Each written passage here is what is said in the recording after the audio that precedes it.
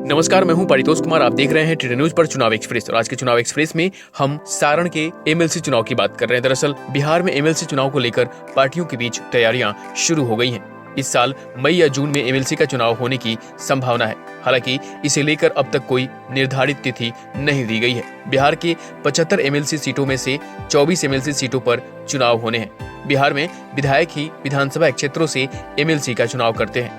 विधान परिषद विधानमंडल का ही अंग है। ये लोकतंत्र की ऊपरी प्रतिनिधि सभा है।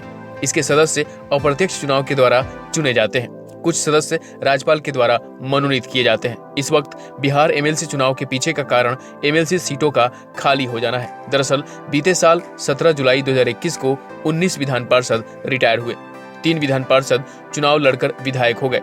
2 विधान पार्षदों का निधन हो गया। इसलिए इन 24 सीटों पर ये चुनाव होना है। इन सीटों पर चुनाव के लिए बीजेपी, जदयू और महागठबंधन सरकार से यानी राजद और कांग्रेस दोनों अलग अलग कैंडिडेट्स उतारेंगे। तेजस्वी ने एमएलसी चुनाव पर यह साफ कर दिया था कि महागठबंधन की सरकार केवल केंद्र में शासन के लिए ही मान्य है, जिसके बाद कांग्रेस ने स्वतंत्र रूप से अपना प्रतिनिधि खड़ा करने का निर्णय लिया है।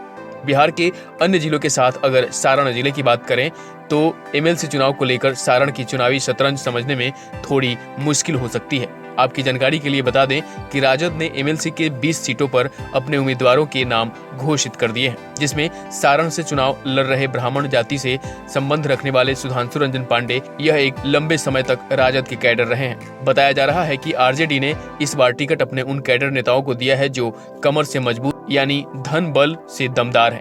पार्टी ने इसका भी ख्याल रखा है कि ज्यादातर उम्मीदवार 50 से कम उम्र के हों। यही कारण है कि कांग्रेस पार्टी के सक्रिय प्रदेश युवा कांग्रेस के पूर्व महासचिव सुशांत कुमार सिंह का नाम भी सामने आ रहा है, जो सारण के सीट से शंखनाद कर सकते हैं।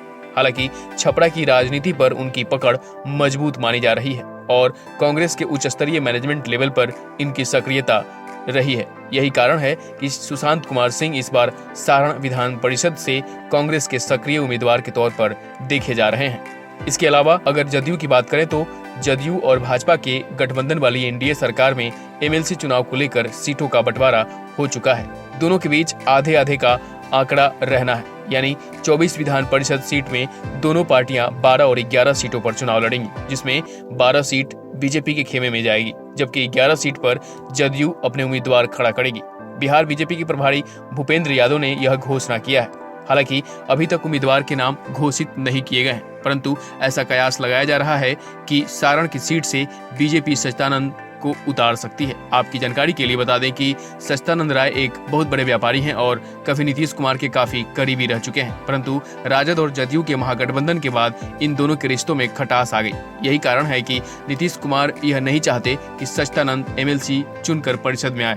चूंकि छपरा की सीट बीजेपी के खेमे में है तो सच्चिदानंद का लड़ना लगभग तय हो चुका है। हालांकि सच्चिदानंद राय की तरफ से भी अभी कोई बयान सामने नहीं आया है।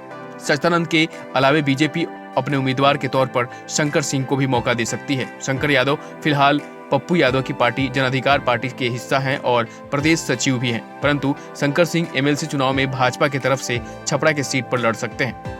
दरअसल संजय सिंह तारकेश्वर सिंह से संबंधित है तो बीजेपी के एक जाने माने चेहरे हैं। अब संजय सिंह तारकेश्वर सिंह के नाम पर अपना समर्थन जुटाने की कोशिश कर रहे हैं। आपको बता दें कि संजय सिंह 2020 विधानसभा चुनाव में तरैया विधानसभा से जाप की पार्टी की तरफ से लड़ चुके हैं, जिसमें उनकी बुरी तरह हार हो चुकी थी और अब वह बीजेपी की तरफ से एमएलसी चुनाव में हाथ आजमाना चाहते हैं। हालांकि इस बात की पुष्टि उनके तरफ से नहीं की गई है। हमारे सूत्रों के हवाले मिली जानकारी को हम आपके साथ साझा कर रहे हैं। बहरहाल राजद की तरह बीजेपी और जदयू दोनों अपने उम्मीदवार के नाम घोषित कर देगी।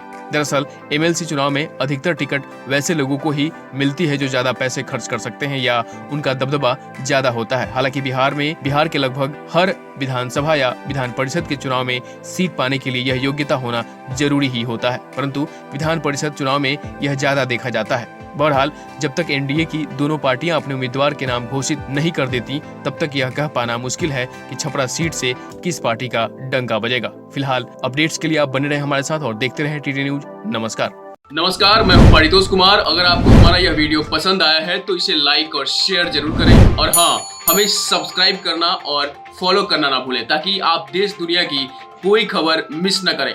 चाहे कोई ब्रेकिंग न्यूज हो या कोरोना वायरस से जुड़ी कोई भी अपडेट, पॉलिटिक्स हो या आपके हक से जुड़ी कोई खबर, इलेक्शन की कोई न्यूज हो, कंट्रोवर्सी की कोई न्यूज हो या फिर कोई वायरल वीडियो, सब कुछ मिलेगा टीडी न्यूज पर।